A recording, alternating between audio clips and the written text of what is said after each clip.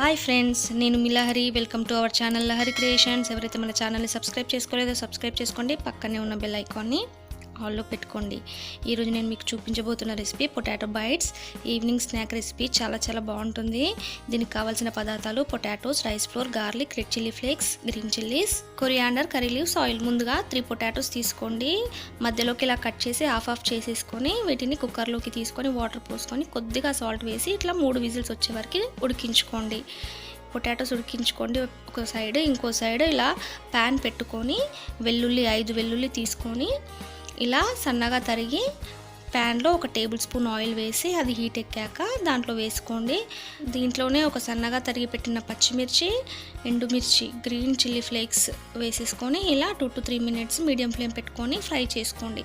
అవి ఫ్రై అయ్యాక 1 cup of water వేసుకుంటున్నాను నేను. ఈ కప్తో 1 కప్పు నిండా వాటర్ పోసేసుకొని కొద్దిగా సాల్ట్ వేసుకోండి.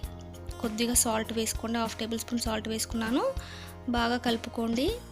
ఇప్పుడు ఉడికిన ఆలు తీసి పీల్ ఆఫ్ చేసి ఇలా బాగా స్మాష్ చేసుకోండి.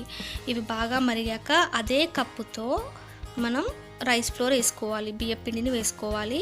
ఏ కప్తో అయితే వాటర్ తీసుకున్నామో అదే కప్పుతో మనం బియ్యం పిండి తీసుకొని వేసుకోండి. మరుగుతున్న వాటర్లో వేసేసుకొని ఇలా కలుపుకోవాలి. బాగా ఇలా మనం స్మూత్గా వచ్చేలాగా ఇలా కలుపుకోవాలి. కలుపుకొని 2 నిమిషాలు పక్కన పెట్టుకోండి. చూడండి, పొటాటో మొత్తం ఇలా స్మాష్ చేసుకున్నాను నేను.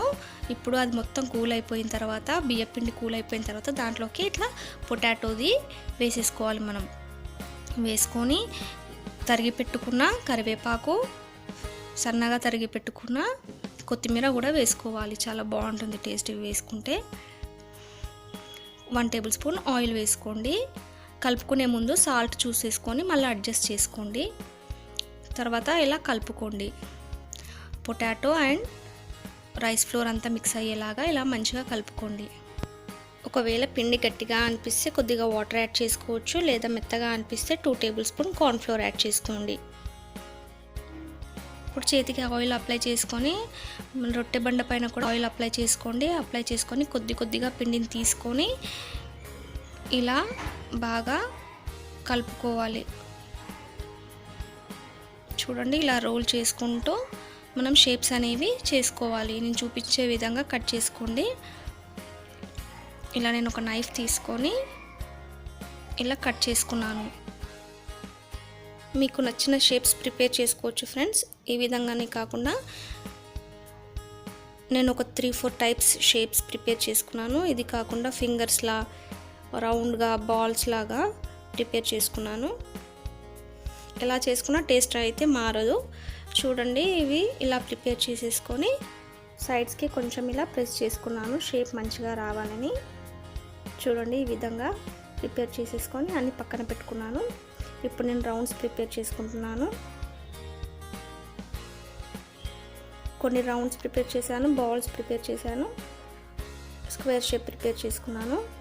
ఇప్పుడు ఒక ప్యాన్ తీసుకొని, ఒక కడాయి తీసుకొని ఆయిల్ వేసుకొని డీప్ ఫ్రై చేయాలి కాబట్టి కొద్దిగా ఎక్కువనే ఆయిల్ పడుతుంది మనకి. అది బాగా వేడెక్కాక ఇలా ఒక్కొక్కటిగా వేస్తూ ఒక 2 మినిట్స్ కదపకండి. 2 మినిట్స్ తర్వాత గరిటె పెట్టి ఇలా కలుపుకోండి. కలుపుకొని 2 సైడ్స్ మనం ఫ్రై చేసుకోవాలి. అవి వేగుతున్న గ్యాప్లో మనం ఇలా ఫింగర్స్ నేను ప్రిపేర్ చేసుకున్నాను. మీరు కూడా మీకు నచ్చిన షేప్స్ ప్రిపేర్ చేసుకోవచ్చు. మనకు గోల్డెన్ బ్రౌన్ కలర్ రావాలి. మీడియం ఫ్లేమ్లో పెట్టుకొని గోల్డెన్ బ్రౌన్ కలర్ వచ్చే వరకు ఇలా వేయించుకోండి. చూడండి, ఇది పర్ఫెక్ట్ కలర్ అన్నమాట మనకి. చూడండి, ఈ విధంగా తీసేసి ఆయిల్ అంతా పోయాక మనం సర్వ్ చేసుకోవాలి ఒక ప్లేట్లో. చూడండి, చాలా బాగా వచ్చాయి మనకి.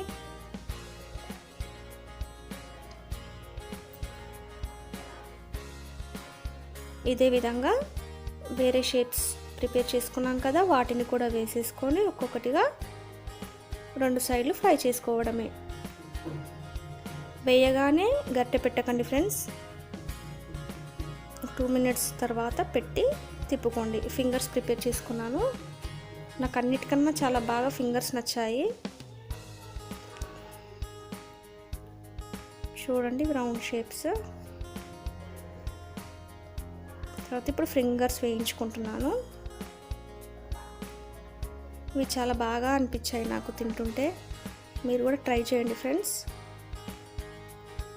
ఇది చిన్నపిల్లలకైతే చాలా చాలా ఇష్టమైన స్నాక్. ఈవినింగ్ చేసి పెట్టండి, చాలా బాగా తింటారు. చూడండి ఫ్రెండ్స్, చాలా బాగా వచ్చింది మన రెసిపీ. మీకు కనుక ఈ రెసిపీ నచ్చినట్టయితే మీరు కూడా మీ ఇంట్లో ట్రై చేయండి. టేస్ట్ ఎలా వచ్చిందో నా కమెంట్ సెక్షన్లో కమెంట్ చేయడం మాత్రం మర్చిపోకండి. చూడండి, ఇలా టమాటా సాస్తో తింటే చాలా చాలా బాగుంటుంది. మీరు కూడా ట్రై చేయండి ఫ్రెండ్స్. తప్పకుండా ట్రై చేశారని నేను అనుకుంటున్నాను. మీకు ఇంకా ఎలాంటి వీడియోస్ కావాలో నా కమెంట్ సెక్షన్లో కమెంట్ చేయండి ఫ్రెండ్స్. నేను తప్పకుండా ట్రై చేసి చూపిస్తాను. చూడండి మనకి ఎంత క్రిస్పీగా వచ్చాయో. అవుటర్ పార్ట్ అంతా క్రిస్పీగా ఉంటుంది ఫ్రెండ్స్. ఇది లోపల మాత్రం చాలా స్మూత్గా ఉంటుంది. చూడండి, చాలా క్రిస్పీగా వచ్చాయి. చూస్తేనే మీకు అర్థమవుతుంది. ఈరోజుకి ఈ వీడియో ఇంతే ఫ్రెండ్స్. మరొక మంచి వీడియోతో మేము ముందుంటాను. అంతవరకు సెలవు, tata, bye bye. Thanks for watching. Like, share and subscribe.